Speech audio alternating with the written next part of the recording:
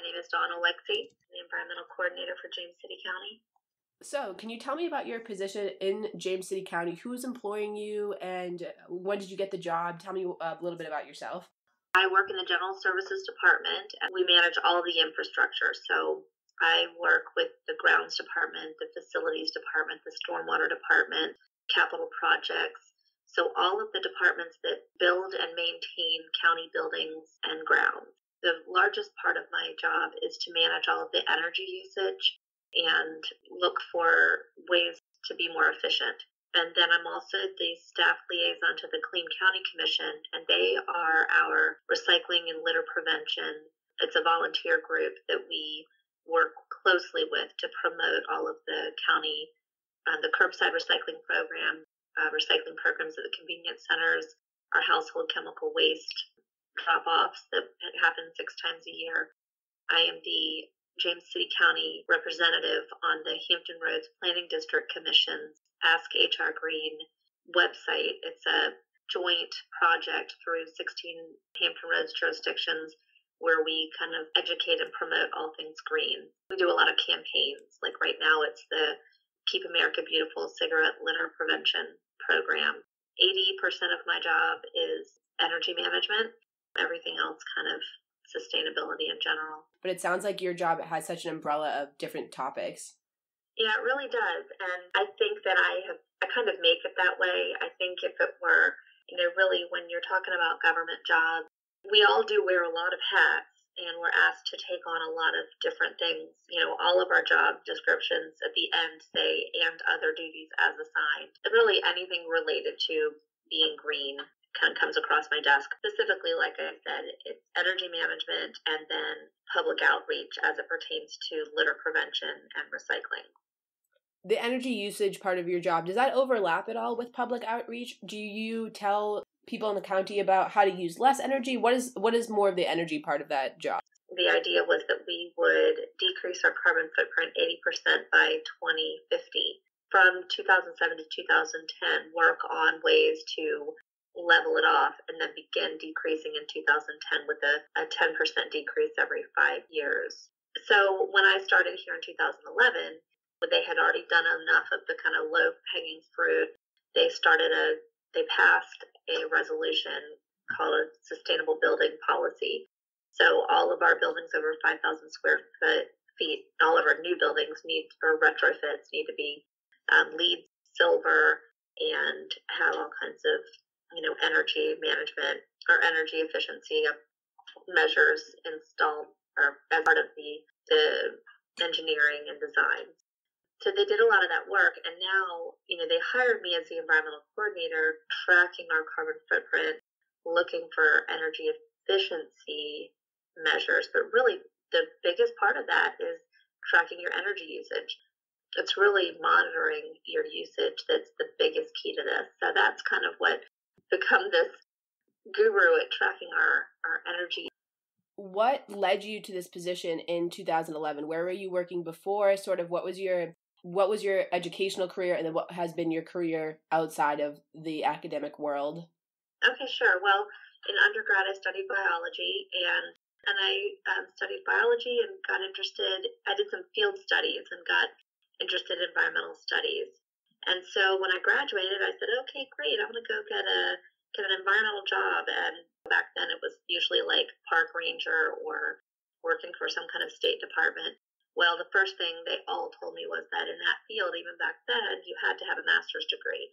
So I did go, after an internship at an environmental education center, I did go back and I got my master's in environmental policy. It's environmental decision-making and democratic processes through SUNY College of Environmental Science and Forestry.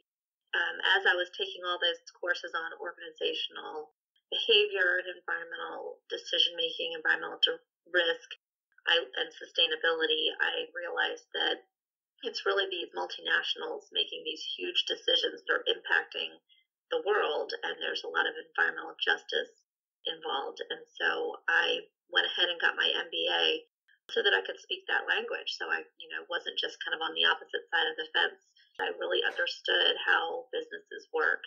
And certainly management is good across the board in any organizations. Got those skills behind me, and then when I went out into the workplace, I was an environmental consultant, and I did that until 2004, and that was just a lot of, consulting for big companies that were cleaning up spills or selling properties, and I would do environmental site assessments or working on permits for developers, things like that. It still wasn't quite as progressive as I thought my career would be. So then I got married and had kids and ended up staying home with them for a number of years. And, that whole time I was thinking, geez, I never really went where I thought I would go with my education.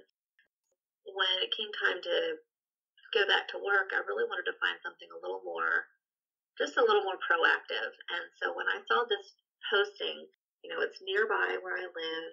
It's completely intertwined with, I have 3 kids in the schools here, so I work closely with the schools, and it's my community. So I love doing work that is part of where I live, and I work closely. I can do so much with this job. It's very satisfying to be working in a field where there's a lot of challenge, and there's a lot of diversity and a lot of education, and I feel like making a lot of change. You also asked about the energy and how it relates to the community.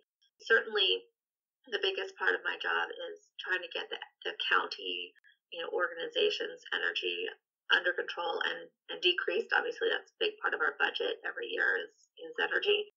But it's Energy Awareness Month right now, and we have a Facebook and Twitter feed, and so we try to post things on there about take the Energy Star pledge. These are some things you can do in your home. I have a display that I take around to different events to educate the residents on energy efficiency.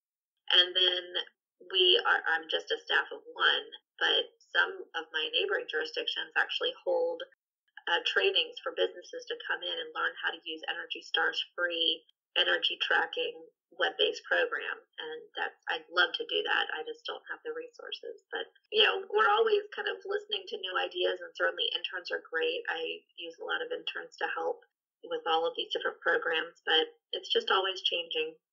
The interns that work for you, are they mostly students, and what are some of the things they help you with? I've had a lot of, yes, most of them are students. And they've just, I've kind of described some of the projects we do here. So they just kind of take on whatever, I list all the different programs I'm working on, and they kind of take the piece they're interested in. So I had one, we have a lot of vehicles, obviously, government vehicles, all the fire trucks and police cars and water authority utility trucks, and then just the ones we drive around to check on sites. And so there are lots and lots of vehicles, lots of fuel usage. And so we were trying to figure out exactly how much fuel each department's using, what the miles per gallon is, what of those vehicles might qualify for propane retrofits. So I did that research to look up, and there's certain models that are better than others, and it's just a lot involved in that. So I had one intern work on that project. I had another intern work on a business recycling survey. It was a website thing. Another one helped. We are in the process of revamping our James City County recycling website, and so they helped with that beta site. I had a couple interns. So we got this new energy tracking software, and so last spring I had 2 interns really helping me load all that history. It was just a lot of data entry and some analysis type of work, but they were very helpful with that. If I were to make this podcast, would you want to be a resource to students maybe looking for green internships and also just general advice about green careers? You responded so quickly to my email. I'd love for other students to be able to ask you questions if they had them, if you feel comfortable with that. Absolutely. Oh, that's great. Thank you so much. I went through all of that, so I really, would love to help anyone I can. I'm going to move back into more about you just because I'm still really curious about some of the stuff you do. When you were in school, was there anything that you wish you had learned or skills that you wish you had picked up while you were still in that academic world that you think would have helped you start off your career?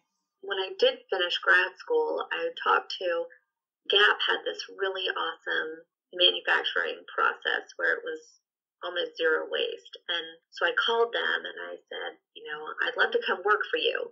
out in San Francisco. And this is, my background, and I have lots of ideas. And so I talked to the environmental health and safety director. That was who was in charge of their environmental program. And he said, I love what you're saying. It sounds great, but we really don't have a job for that.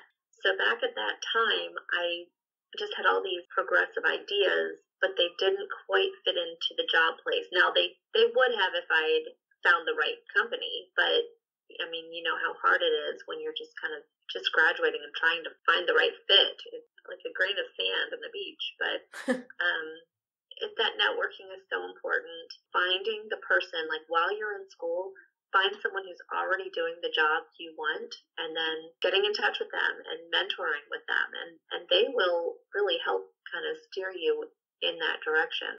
What advice do you have for students who are looking into this field? Have you noticed any trends in the field in general? And do you think that there are obviously so many positions coming out of this field right now, and maybe your position wouldn't have even existed 10 years ago? Well, the person who was the environmental coordinator was the recycling coordinator. So she got the curbside recycling program up and running, and it really just started as a part-time job, then it went to full-time.